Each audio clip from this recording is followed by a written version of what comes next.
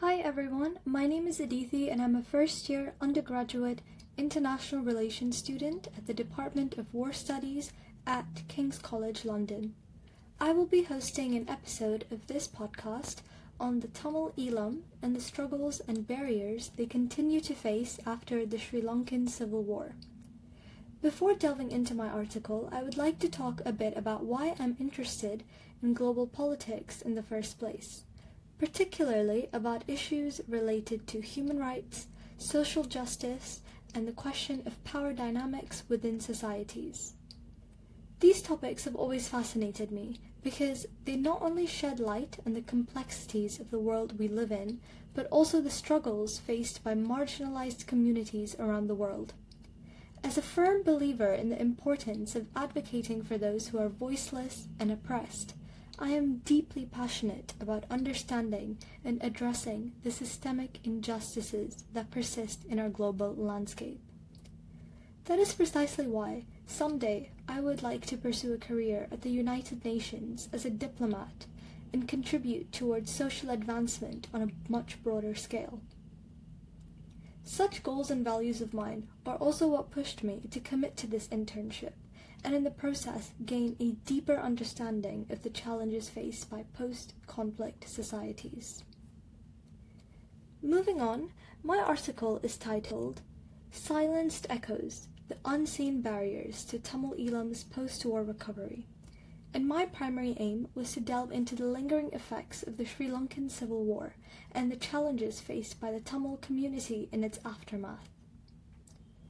There is actually a very personal reason as to why I picked this particularly sensitive topic. It's because I am Tamil myself. Although I am an Indian Tamil and not Sri Lankan, the plight of the Tamil community following this devastating conflict deeply resonates with me. Growing up in a Tamil household, I heard stories from my family and friends about the shared heritage, culture, and history of Tamils across borders. In fact, I am actually based in Dubai in the United Arab Emirates, and that is where I've spent the last 10 years of my life before moving to London. Even if I lived almost 3,000 kilometers away from Chennai, Tamil Nadu in India, my family had found our own community of Tamil-speaking individuals, especially since Dubai is such a unique melting pot where Tamils from diverse backgrounds can easily come together. We frequently had the opportunity to celebrate our heritage and support one another in times of need. It's a reminder of the interconnectedness of our global Tamil community and the importance of standing in solidarity with those facing injustice, regardless of geographical boundaries. So delving into this topic feels more than just academic or journalistic curiosity. It's a way for me to connect with my heritage, honor the experiences of my fellow Tamils, and hopefully contribute in some small way to the pursuit of justice and peace. Just to provide some context to the Sri Lankan Civil War, in case some of the listeners are unfamiliar with the events, I would like you to picture this. It's the late 1970s, and tensions are boiling over on the island nation of Sri Lanka. On one side, you've got the majority Sinhalese government, and on the other, the Tamil minority, feeling increasingly marginalized and oppressed. This simmering conflict erupted into a full-blown civil war in 1983, when the Liberation Tigers of Tamil Eelam, or the LTTE, took up arms to fight for an independent Tamil state called Tamil Eelam. What follows is 26 years of brutal fighting, marked by massacres, suicide bombings, high-profile assassinations, including former Indian Prime Minister Rajiv Gandhi in 1991 and the Sri Lankan President Rana Singhe Premadasa in 1993, and widespread human rights abuses on both sides. The conflict finally came to a bloody end in 2009 after the Sri Lankan forces killed the leader of the LTTE, Velupillai Prabhakaran. The UN estimated around 80 to 100,000 deaths, with Tamils being a disproportionate fraction of this figure. Despite the war's end, the scars run deep, shaping the lives of Tamils in Sri Lanka to this day. The main aim of my article was to illuminate the often overlooked barriers hindering the post-war recovery of Tamil Eelam in Sri Lanka. I start by exploring the legal and socio-political and economic barriers that continue to hinder the recovery and reconciliation efforts of the Tamil community in Sri Lanka. From systemic discrimination in the legal system to the suppression of freedom of speech, these barriers serve as enduring reminders of the trauma inflicted during the Civil War. But it doesn't stop there. It is almost a universally acknowledged fact that press freedom is a cornerstone of democracy and a fundamental human right essential for the functioning of an informed, democratic society. However, one of the major themes that I found during my research on the aftermath of the Sri Lankan Civil War is the substantial censorship and intimidation journalists face in Sri Lanka. What struck me was that this isn't limited to just Tamils, although they often bear the brunt of it.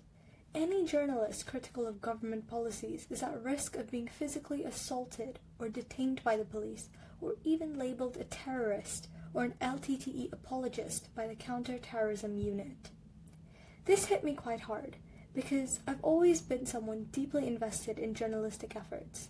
For instance, I have a plethora of past work experience in the field of writing articles and editorial pieces and doing research about current affairs. Indeed, I'm currently a post-conflict journalism intern. One thing I cherish the most in all of these experiences is my complete freedom to express my opinion, albeit always in a politically correct and sensitive manner. And the thought of fearing for my life simply for doing my job is unimaginable. Yet, for many Tamil journalists in Sri Lanka, it's the grim reality they face every single day. When discussing oppression in Sri Lanka, it's impossible to overlook the Prevention of Terrorism Act, or the PTA, a piece of legislation that's been described as a tool for stifling dissent and silencing voices of opposition.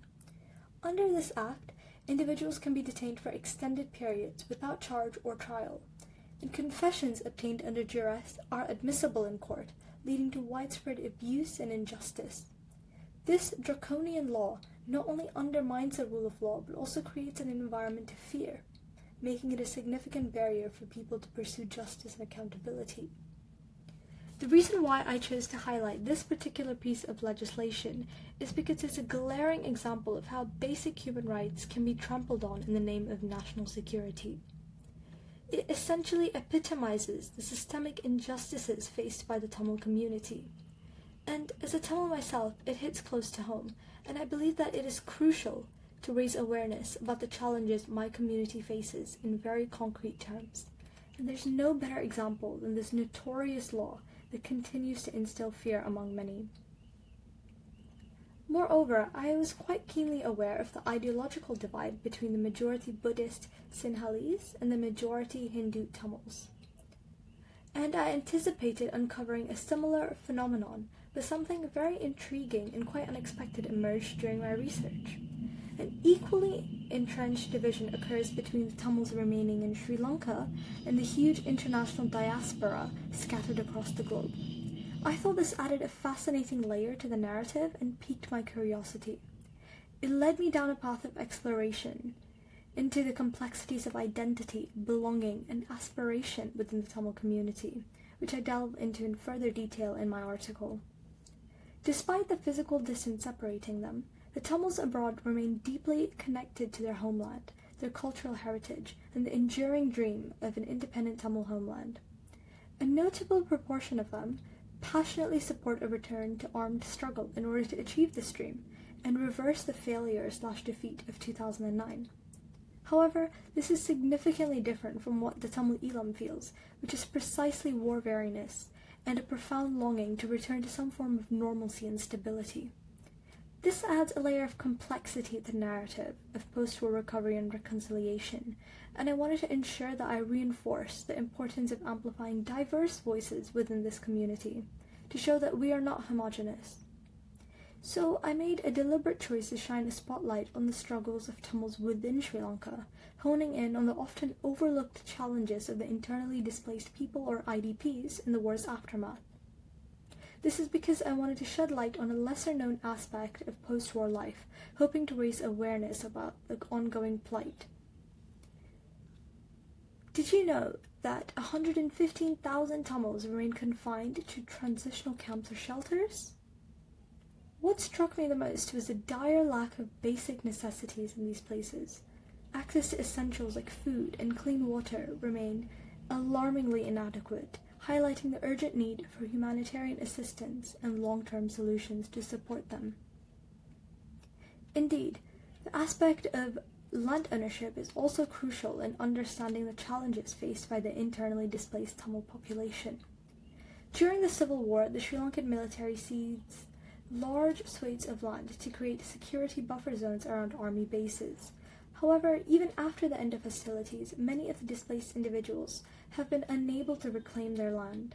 This is primarily because of legal complexities, bureaucratic hurdles, and the military's reluctance to relinquish control over occupied land. It was really important for me to highlight the issue of land ownership because more than just being a physical piece of property, land symbolizes a sense of belonging and identity.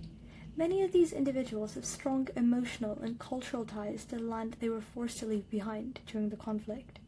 So reclaiming their land is not just a matter of property rights, but also a means to restore their dignity and connection to their ancestral roots. It is also an opportunity to rebuild social networks and revitalize community bonds, some things they have been deprived of. Land is also essential for their livelihoods and economic stability, particularly considering that many Tamils come from deeply agrarian backgrounds. So access to farmlands forms a very significant source of sustenance and income for them. Without this, poverty evidently increases and in an exponentially manner. Their ongoing struggle for land rights perpetuates a cycle of displacement and disenfranchisement, worsening their ability to rebuild their lives and communities. As we've explored the legal, sociopolitical, and humanitarian barriers faced by Tamils in Sri Lanka, it's clear that they're still being affected by the elements of wartime repression.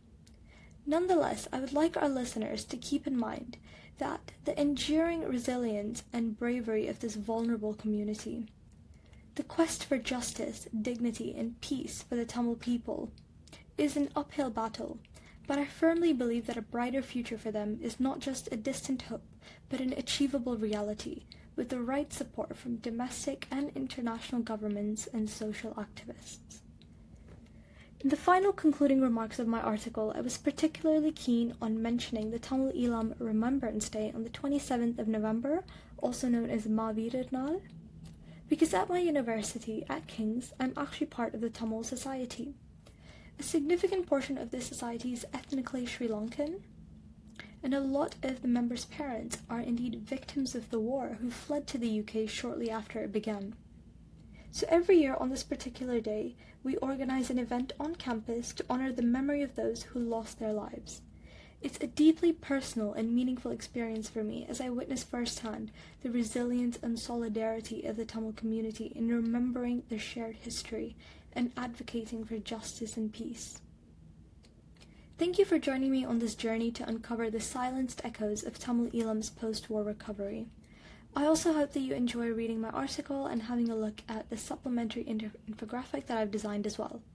Together, let's continue to stand in solidarity and work towards a more just and peaceful tomorrow for all.